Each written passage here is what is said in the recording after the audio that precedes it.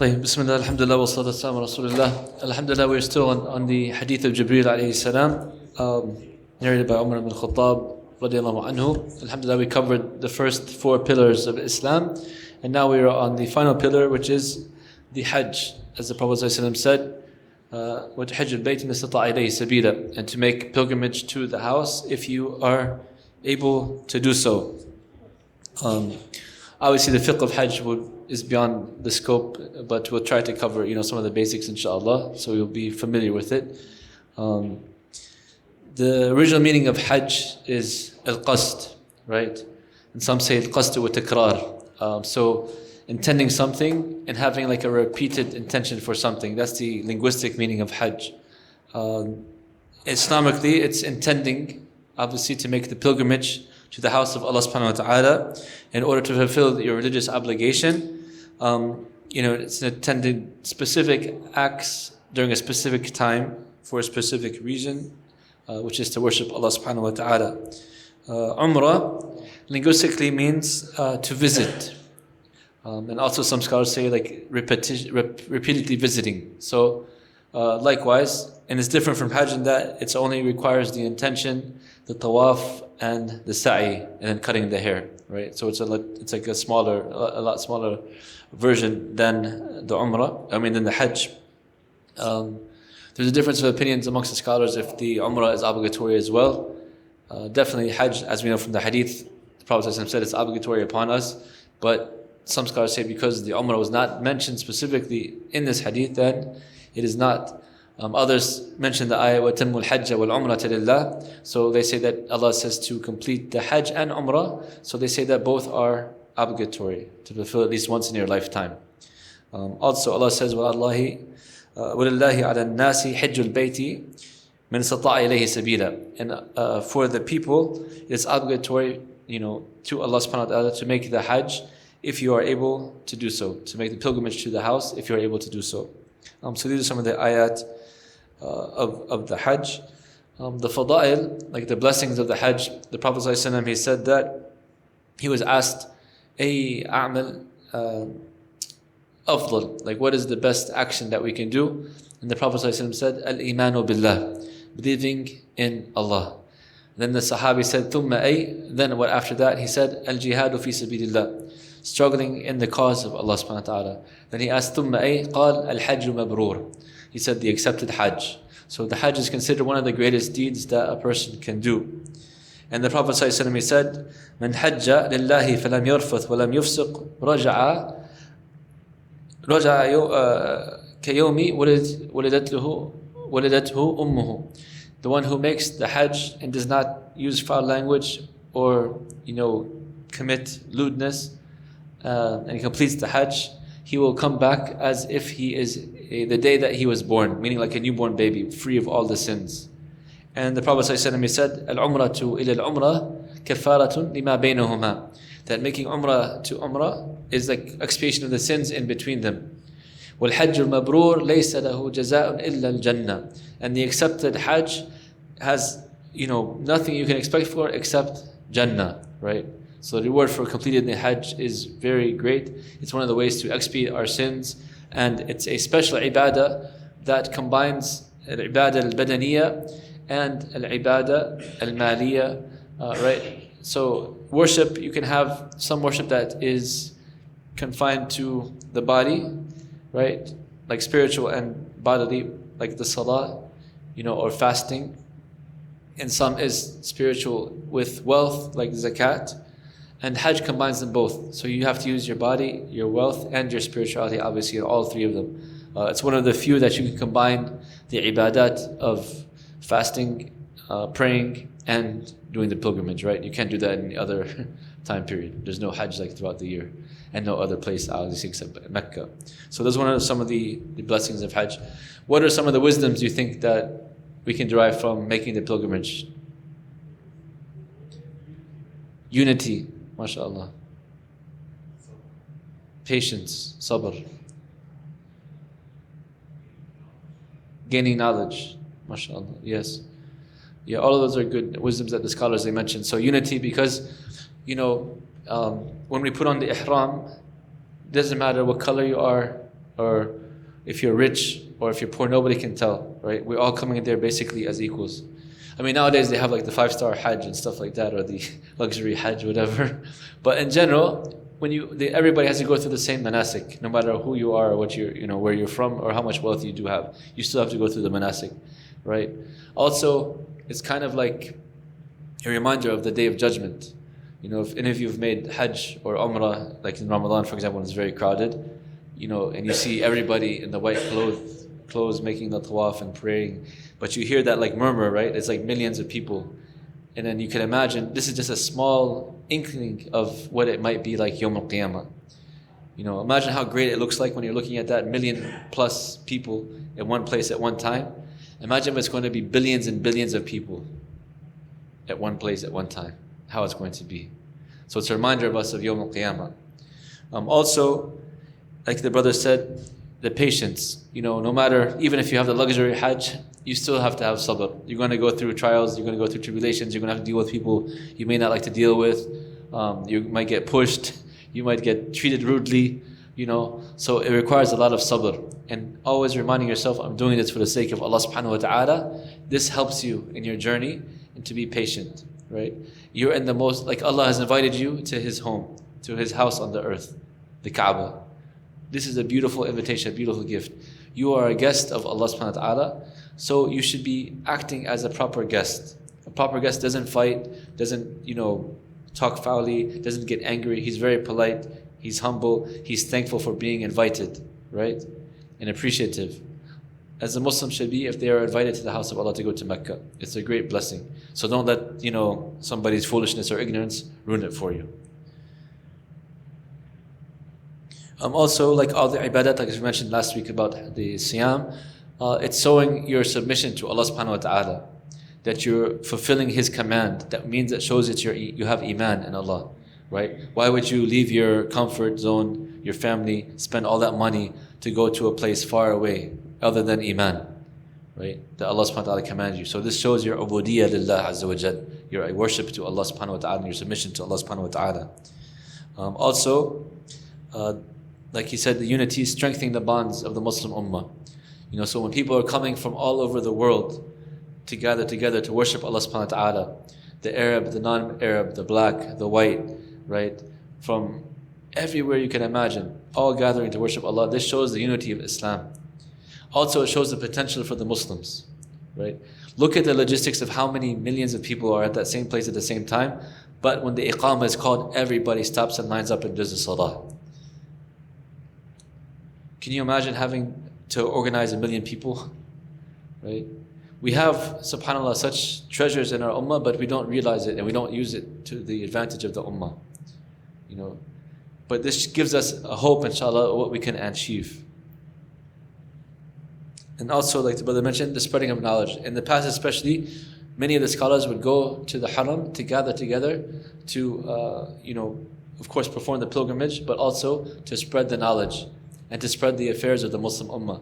You get to hear what's happening with my brothers in Russia, what's happening with my brothers in Egypt, what's happening with my brothers in China, in America, in Europe, around the Muslim world. You get to hear the news, right? And you get to sit with the scholars and learn what's going on and study your deen as well. And you actually get to follow the footsteps of the Prophet ﷺ, that he walked this very place, he did these very rites, So it's a beautiful experience that, of course we are obligated to make, but we should love to make it. And I highly encourage, if you haven't, to make the intention, inshallah. As soon as Allah allows you, take advantage of it. Many scholars, they say that it's obligatory immediately upon your ability to do so. You cannot delay it. If you delay it and you die, some scholars say that you are sinful, right? Others say that as long as you have the intention to make it, inshallah, you're forgiven. But in general, if you have the ability, take advantage, because you don't know what's going to happen. Any day things can change, the rules can change, the world can change, and then khalas, you had that chance to go, you had the money, you had the health and everything, and you missed it. Then how are you going to answer to Allah subhanahu wa ta'ala? Right? So take advantage before it's too late. So the Hajj, and according to some, the Umrah is obligatory for at least one time in a Muslim's life. The conditions: he has to be Muslim, or she has to be Muslim, aqil, sane, baligh, of age, and they have to have the capabilities to make the pilgrimage. Health capabilities and wealth capabilities. If any of these requirements are missing, then it is not obligatory upon the person. Obviously, the person is not Muslim, the Hajj is not going to be accepted from them anyways, and they're not even allowed to go technically to the Haram of Mecca, right? If they are insane, they are not obligated unless they get their sanity back. If they don't have of age, they're not baligh, it's not required of them. However, if the youth, if the young kids go on Hajj, like that happened in the time of the Prophet ﷺ, and it still happens today, like the parents maybe take their kid even though they're young with the Hajj, it counts for him as a Hajj, but it's not his faridah. He still has to go back to make the fard. Also, you have to have freedom, hurriya, which isn't very applicable nowadays, but in general, in the past, slavery was something that was permissible and it was widespread, just like having a car at that time. It was so they required the person to be free. If the slave had made the Hajj, also it would count, as the blessings, but they have to go back once they've gained their freedom to make the fard, the obligatory one. The capability, health-wise, if a person is ill or sick and can't do it, if it's a permanent illness, then they have the wealth capability, and they don't think that they are going to be cured or able to do the Hajj physically, they can spend upon somebody to make the Hajj for them, right? And if it is wealth-wise, they can't afford to do so, then it's fallen off them until they're able to afford to do so. And for the woman, many scholars say that from the capability means to have a mahram, somebody that can travel with her as a guardian, right? And if she doesn't have one, many scholars say that the obligation of the Hajj has been relieved from her. Yes, brother? I don't know, I haven't made it recently. But anybody have an idea? 10,000? SubhanAllah. Yeah, it depends on which country you're from. Sometimes it's cheaper to go back to, if you have home countries and go from there. But it's been getting very expensive, unfortunately. I don't know if it's going to ever come back down again or not. But alhamdulillah, when I was studying in Medina, we paid maybe $100 to go and take the taxi, and we split it amongst each other and make the Hajj. It was so beautiful, alhamdulillah. And it wasn't that crowded. I mean, I wasn't as crowded as it is now, but I really miss it too, subhanAllah. The mahram for the woman is basically her husband or her male relatives, like the father, grandfather, and going up, or the son and the grandson going down, right, of their age, to accompany her from the maternal or the paternal, in general, right? Those are mahram, the ones that she's not allowed to marry. They can be her mahram. Some scholars say that if she cannot fulfill her or have a mahram, then she could go in a group that's considered ma'muna, which is safe, that has a large group of women, for example, with other men and everything, a whole group of people going. Some scholars allow for that. Either way, though, if she does, inshallah, the Hajj is counted for her, even though she goes without the mahram. According to the Hanabila, obviously she's committing disobedience, not having a mahram, but according to the other scholars, it's fine, and her Hajj is accepted by all of the madhahib. So after the basic starting point is the Miqaat. Anybody know what the Miqaat is? Miqaat, the place of making ihram, right? So there's certain places for everybody around the world that they should make ihram at that certain point.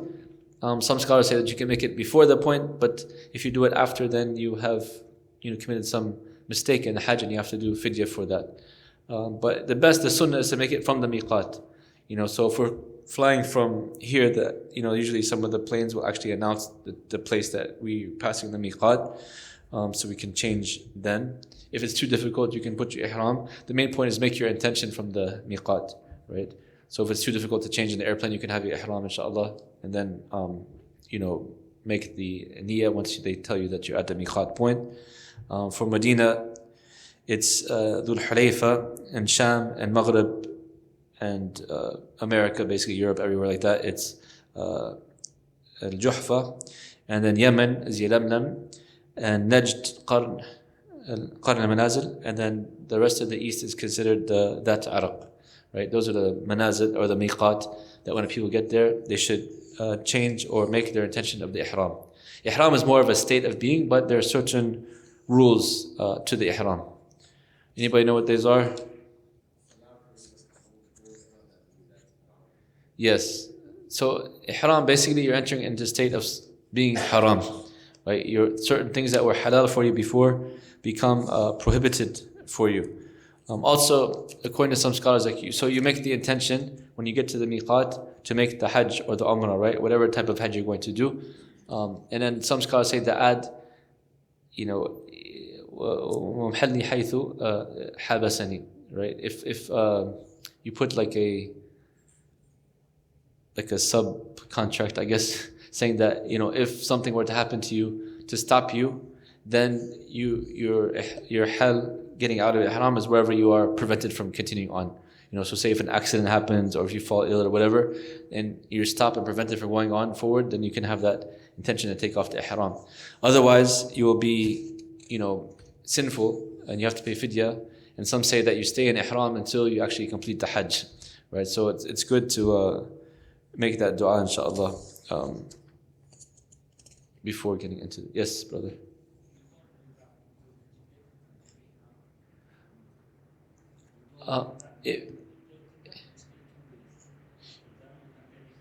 So you made Umrah already?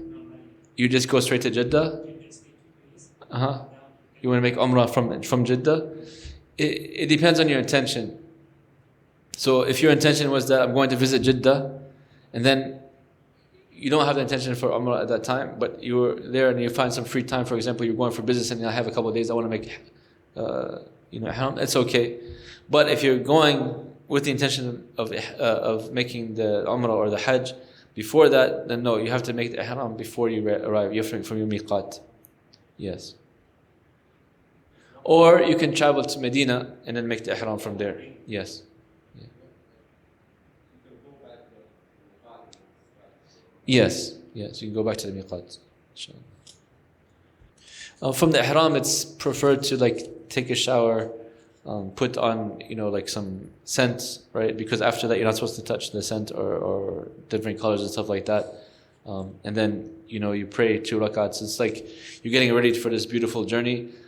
You get clean and washed and pray to Allah subhanahu wa ta'ala and make dua that you're going to have a successful Hajj or Umrah. And you get into the spiritual part. You start, being very careful, because after that, you're not supposed to, cut your nails or your hair, or you're not supposed to wear clothing that's fitting, fit clothing. You have to wear loose clothing. Preferably it should be white, clothing, because the Prophet ﷺ, he loved the white. He said, "Ilbasu min thiyabikum al-bayad fa innaha khayru thiyabikum wa kafanu fiha mawtakum." He said, wear the white clothing, for it is the best of clothing, and bury your deceased in this type of clothing, in the white clothing, the white gowns. It's not haram to wear a different color, but it would look like, especially for men, kind of strange if you're wearing multicolored ihram. So it's better to stick with the Jamarat, inshallah, and wear the white ihram if possible. For the woman, the ihram is just her face and her hands, right? She shouldn't cover those. You can choose from the different forms of Hajj. So there's ifrad, tamatta, and qiran. So ifrad is basically, and then there's a difference of opinion amongst the scholars which one is best. So we're not going to get into the details or the arguments of that, but basically ifrad is just singling out your intention for making Hajj only. So you do the rites of the Hajj. Tamatta is you do the Umrah, you get halal, and then you go back into the intention of Hajj.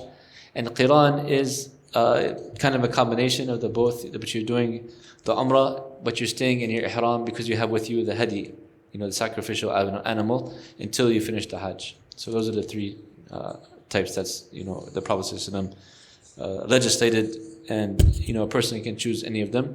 If they are blessed to do more than one, mashallah, that's even better. If you could do different types of Umrah or different types of Hajj, that would be nice. And then it's also from the Sunnah to do the Talbiyah. Once you've making your intention, Labayk Allahumma Hajj or Labayk Allahumma Hajj wa Umrah, right? Whatever your intention is, and then you start saying the Talbiyah. لبيك اللهم لبيك لبيك لا شريك لك لبيك إن الحمد والنعمة لك والملك لا شريك لك. And this is the kalimat of Tawheed, subhanAllah. It's a beautiful statement saying that here we are, O Allah, here we are, your servants coming to worship you. You have no partner, and all praise and blessings are from you, or to you, and you have the mulk, the sovereignty over everything, and you have no partner, right? So you're basically exhibiting the oneness of Allah subhanahu wa ta'ala in this ibadah. That you remember our forefathers all the way back from, some say Adam was the original founder of the Kaaba, the original builder of the Kaaba, and then Ibrahim alayhi salam rebuilt it. But there are certain narrations that every single Nabi and Rasul made Hajj at one point of their lives. So you're walking in the footsteps of the Anbiya, exhibiting Tawheed for Allah subhanahu wa ta'ala to come worship Him at this house, right? And this is the beautiful spiritual aspect of Islam. Like we said, sometimes we have, in general, we don't have like the monks that we just completely leave the dunya and focus 100%, always worship, not doing anything else.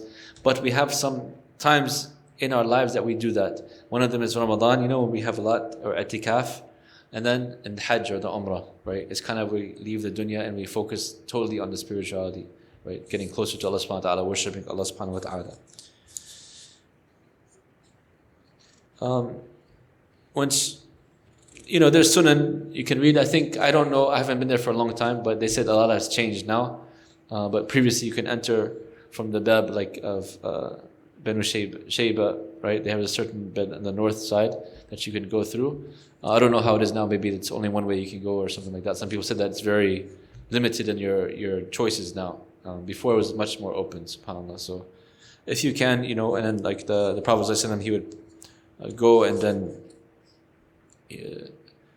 greet, the Kaaba, basically do the Tawaf. That's the Sunnah. Tahiyyat al-Masjid of the Kaaba of Mecca is making Tawaf, right? And then you complete the Tawaf with 2 rak'ats. And this is halal anytime, it's an exemption from the rule that there's certain times that's prohibited, but Tawaf you can make anytime 24/7, right? The 2 rak'ats, if you can wait till, the times that are not prohibited, it's better. But the Tawaf you can do anytime you enter into Mecca. In terms of the prohibitions, cutting or shaving the hair, clipping the nails, they said like plucking, also the hair, same thing as like cutting or clipping it. Covering, with clothing that is fitted, or wearing shoes or socks that are fitted. Yes. Yeah, any hair. Like you do, so that's why it's preferable to do all that stuff before you make ihram, right? Shaving, cleaning, washing, cutting nails, all that stuff, and then you get into the ihram. Because after you get in ihram, you're not supposed to do that. Plucking the hairs, like, even if there's like some little hair and you pull it out. The eyebrows, you shouldn't do it anyway. Yeah. Any hair, basically, you shouldn't do it. Like I said, I'm not going to get into the details of fiqh, because there's some issues of like, if there's something that's uncomfortable or hurting or not normal, what's the ruling upon that? But inshallah, if we get into the fiqh class, we'll get into those details. Covering the head is considered also breaking the ihram. Putting on a perfume or scent, stuff like that on your body or your clothing also is prohibited. Killing any type of animal, hunting, you're not supposed to do that in the state of ihram. Also, most scholars say that you should not do the marriage contract in the state of ihram, right? You should wait till you finish, because you're coming there for ibadah, to worship Allah subhanahu wa ta'ala and concentrate on that. Obviously, if you getting married and stuff, there's a difference amongst the scholars about this issue, but in general, according to some of the madhab, you should not do that. You should wait till after you're out of the state of ihram, right? Because if you're going to be a newlywed and you finish your aqd, you might be thinking of other things and you might really break your ihram. So it's better to just focus on the ibadah part. Yes, sister. Yeah, the way it's sunnah, like I said, it's a sunnah. It's not obligatory, but yes, for the men, the women, they don't have the color in particular. Yeah, they should remove their gloves and their niqab. Some scholars say that if they are passing by a man or affair, they can hold something up like that, but it's preferable not to cover the face or the hands to like avoid that, inshallah. Yes. How long? It depends which Hajj you're doing. So the Umrah, for example, I don't know, it depends on how crowded it is. It could take less than an hour or two, right, to do the complete Umrah, and then you can get out of the Ihram, and then you wait for the 8th day of Hajj, and you start your Ihram for the Hajj. So that would be, you're starting the Talbiyah, right, and then 9th day is Arafah, and then 10th day is Eid, and then basically you're finished with your Ihram. So it's not too long. But if you're coming, for example, for Ifrad, and you're coming from another country, especially back in the days, they would be traveling for months sometime or weeks, right? Then they would be in Ihram for a long time, from the time that they meet the Miqaat. You can take a shower. You just don't use scented soap or scented shampoo, right? Or just water is fine if you want, or the unscented soap or unscented shampoo.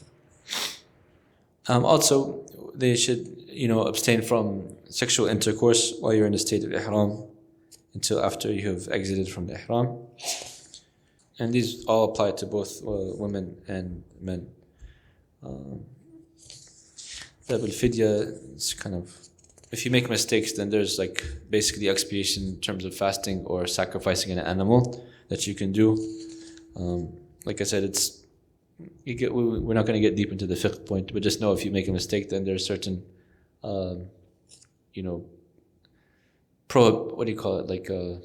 expiations for that mistake, right? And we want to, inshallah, when we make the Hajj or Umrah, to not make mistakes, because this is like a once in a lifetime thing that you want your best to do it like the best you can, right? If we fall short, we make a mistake, alhamdulillah, Allah has made a way for us to get out of it. But in general, we want to try to, do it the best we can. And the expiation for the feeding of the poor, most scholars say it should be done in the Haram, actually, or in Mecca area. And fasting you could do wherever, inshallah.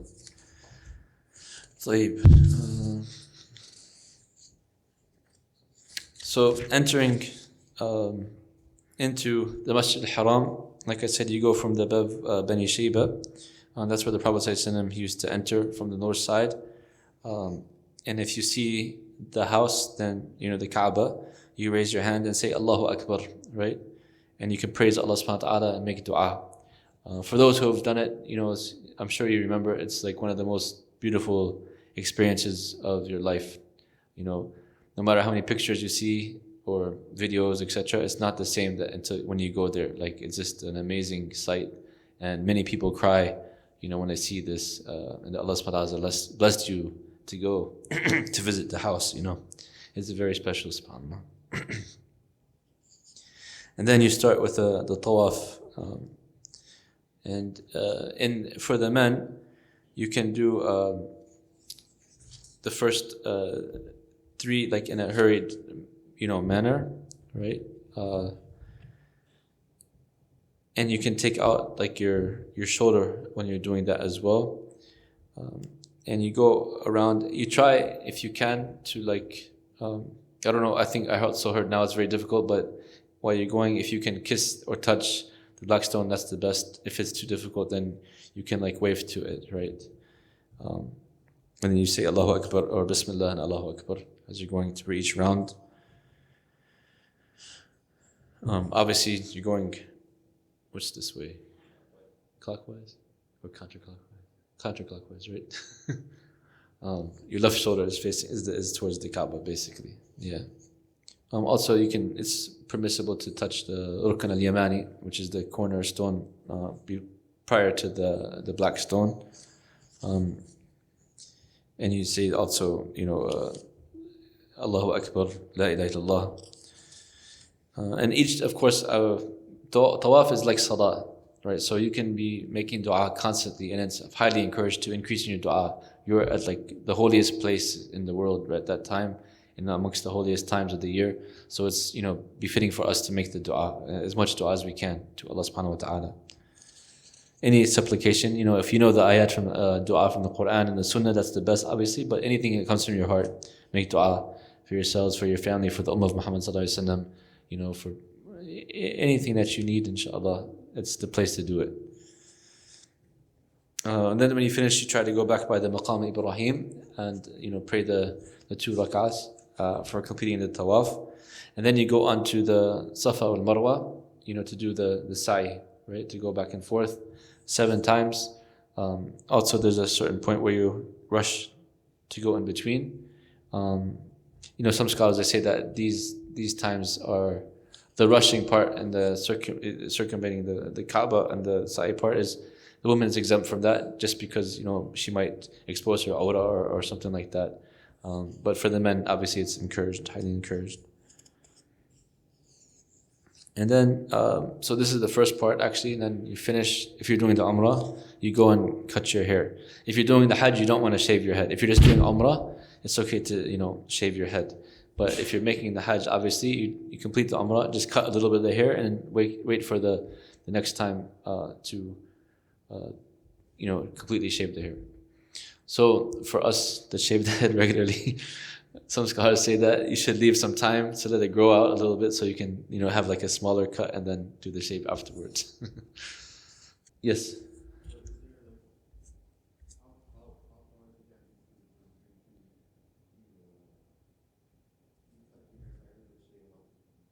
What's the time period? It depends when you make the Umrah. So you can make Hajj during Shawwal, Dhul Qa'dah, the niyyah for Hajj, right, or going towards the Hajj in Shawwal, Dhul Qa'dah, or and obviously the month of Hajj. So say for example you started in Shawwal or Dhul Qa'dah. Obviously that's like a whole month until the time of Hajj comes. So most likely you're going to do the Tamattu'a, which means you do the Umrah and then you get out of Ihram and you wait, and then you start on the 8th day of Hajj, right? Otherwise you just be in a state of Ihram for all that time. So it depends when you get there. If you get there like a week before Hajj, obviously you only have a couple of days. You do the Umrah, get out of it, and then you go back into the Hajj, Ihram for Hajj. Yawm al-Tarwiyah is the 8th day. It means that it's like the gathering of water, because they used to everybody used to get prepared for the journey of the Hajj. SubhanAllah, it's not as simple as us as our day. We have it now. Water is available everywhere, but that time they used to gather their sustenance and the storing of the water, and people get into the state of Ihram at that time. And then, that day is basically spent, getting into your tents or whatever and getting into the preparation mode and making adhkar and your du'as and the salah, obviously. And then the next day is the day of Hajj, Yawm Arafah, right? The Prophet said, Al-Hajj wa Arafah, meaning that the whole point of Hajj is Arafah. So be very careful to understand the fiqh of this day and be at the right place at the right time. Some people, if they unintentionally are outside of Arafah, they've missed the Hajj. So, and it could happen, and it's happened to many people. Sometimes they don't know the proper place and they're outside of it and they miss the Hajj. So this is showing that the Prophet ﷺ is signifying how important Arafah is for the Hajj. It's basically saying this is the Hajj, this is completing the Hajj. If you don't have this, then you don't have the Hajj. And it's from, when you get to the day of Arafah, you pray Dhuhr and Asr together. And you basically in dua all the way up until Maghrib, right? And then you depart from Arafah and you go on to the next, right? Which is Muzdalifah, right? And Sunnah is to wait till you get to Muzdalifah to pray Maghrib and Isha. Also you combine at that time Maghrib and Isha. And you spend the night out there. It's also, subhanAllah, very beautiful. This is showing, it's only a couple of days, but it feels longer for some reason. And it's like the brother was saying, a test of our patience. So we kind of humble ourselves and, basically rough it for a couple of days. And the way we're doing it is far more easier than, the way it was done in the past. It was much more difficult, subhanAllah. But this gives us the taste of what other people go through on a regular basis to struggling or not having proper shelter, etc. So you stay out. And then, alhamdulillah, the day of Eid, the 10th day, you pray Fajr and you start making your way to the Haram to do the Tawaf. And then you do the stoning of the Jamarat, right? And basically then you're halal. So you cut your hair or whatever it is, you get out of Ihram, and you've completed basically the main rites of Hajj, and then you stay in Mina for the next 2 or 3 days, making dhikr and reading Quran, tasbih, eating, having enjoyment and stuff like that. So that's roughly the ahkam of the Hajj. You want to make Tawaf al-Ifada, right? And then Tawaf al-Wida', the final Tawaf, like when you depart Mecca.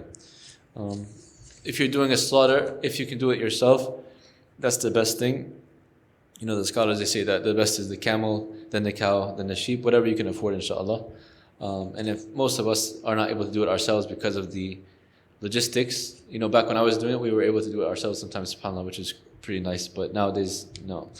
So you basically have tawqeel of somebody doing it for you. And then, enjoy those days, and alhamdulillah, Allah accept the Hajj. That's about, like I said, there's a lot of ahkam that we skip because we'd be here for a long time if we went through everything. The book of Hajj, there's many different parts to it and aspects to it. I just gave you a little brief summary, inshallah. So, yes. Some people I feel like last year as well, like that a lot of people died last year, more than 500 people died. The issue is like they go through like people that have died. I don't. I can't say it's like not allowed, but I would say it's best to follow the rules and the regulations of the country or the system, because, like you said, breaking the rules can lead to a lot of problems, and like you said, in that case, it led to the death of many people because the regulations were broken, right? So it's always best to follow the regulations if possible. Subhanallah, it's one of the blessings for those who passed away, may Allah have mercy upon them, is that they will be resurrected as, in a state of Ihram, doing the Talbiyah, which is a great blessing. One time I made the Hajj, and they had like the great fire, subhanAllah, where, thousands and thousands of people actually died. It was very sad. And I remember I was with a brother who was actually a firefighter from England, and we were trying, to save as many people as we could.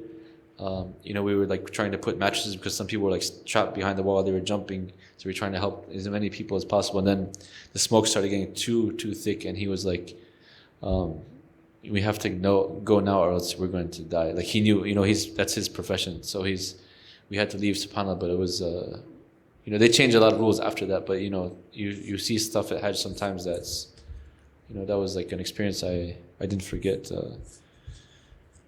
You just made me think about that. Jazakallah khair. That's a sad memory. Yeah.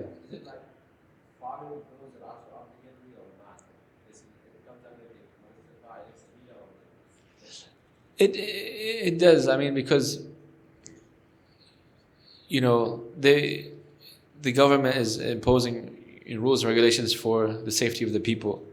So it falls under that. If there's something that you cannot fulfill, then you don't have the sabil, you don't have the istita'ah, right? So inshallah, you don't get punished for it. For example, certain countries, they only give a certain amount of visas every year. Yeah. For example, yeah. So that goes under the capability. If a person isn't able to get the visa, they don't have to put themselves in harm's way to go and try to make the Hajj, because they might get in trouble, they might cause trouble. So it's best to always follow the rules and regulations so as not to make it harder for themselves or for others, right? And I'm not saying it's haram or anything like that. That's only Allah subhanahu wa ta'ala's ruling. But in general, we are supposed to follow the rules and regulations that we are prescribed for to help the system and not cause fawda or chaos, right? Or unintentionally causing death for overcrowding, طيب, I think alhamdulillah, the Jamarat is also quite an experience, when you go through the stones, following the sunnah. You see some very interesting, because it's symbolic of the shaitan, obviously, but it's not the shaitan himself. But some people think that those things are the shaitan, and I see it's like people. I don't know how it is now, but back in the day, you were able to go up to it and stuff and get closer. So I saw people climbing on it and hitting it with the shoe and cursing at it and saying, Allah curse you and these crazy things, subhanAllah. And then like the pushing and the waves, I never experienced anything like that, subhanAllah. How so that's why patience is very important. Just go with the flow, be careful, and just make dua and be in the zone of worshiping Allah subhanahu wa ta'ala, so you don't lose it on somebody, because you're going to get pushed most likely. And like I said, this is something I'm talking about from way long ago, so I haven't, inshallah, may Allah let me go back and make it recent so I can give you a better idea, but you can ask those who have gone now. I don't know how it is currently, but I'm sure that, some of these things still remain, no matter how organized it gets. Yes, yes.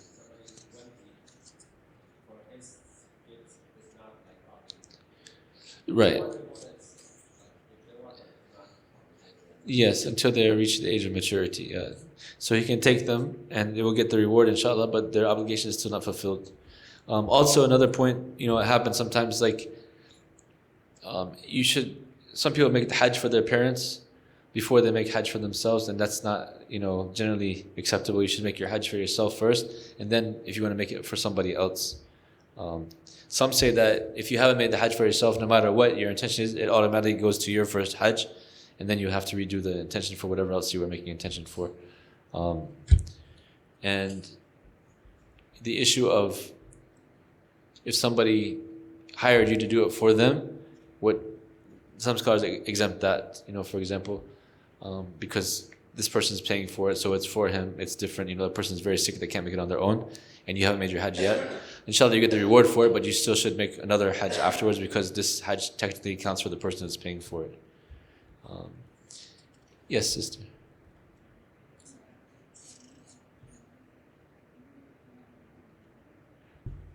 Yeah, you can make multiple umrahs in one trip. I mean, the Sunnah of the Prophet ﷺ didn't technically do that, but many of the scholars allow for the people to go and make multiple umrahs as long as they go out to the certain point. Some say, like what's called Masjid Aisha, for example, to go out to there and then make the ihram and intention for umrah again. Inshallah, it's okay. There are some scholars that take issue with it because the Prophet didn't technically do that, but if some of the Sahaba did that, then who are we to say, and the Prophet didn't prohibit it. Some say it was only for a specific reason or a specific time. However, from what I've studied and heard, that it's permissible, it's okay, so we should not prohibit people from doing it. The better thing though is to, once you've completed the Umrah, to focus your time in the Haram in Mecca and do extra ibadat like Salat and reading Quran and Adhkar and stuff like that. But if you want to make another Umrah for your family member or something like that, it's fine.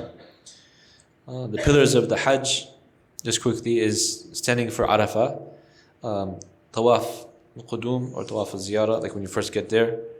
The Wajibat, so that's the Arkan, those are the pillars of the Hajj. Without those, then it's not accepted.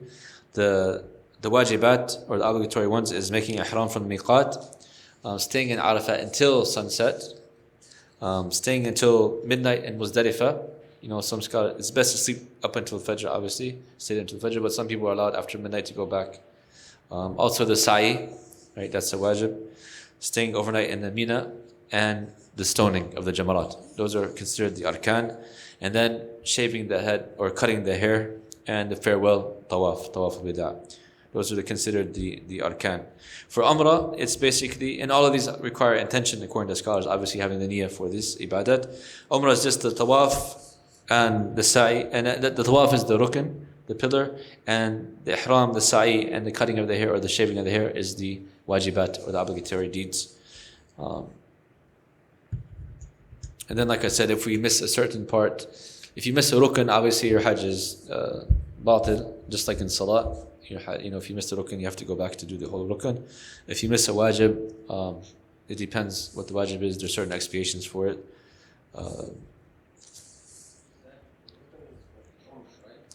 Umrah or just the Tawaf. Yeah, for Hajj has Arafah as well. Yeah. So then you have to basically, if you miss Arafah, you have to come back the next year to do it. SubhanAllah. Some scholars are very strict. They would say you have to stay in Ihram until you come back, which is a lot.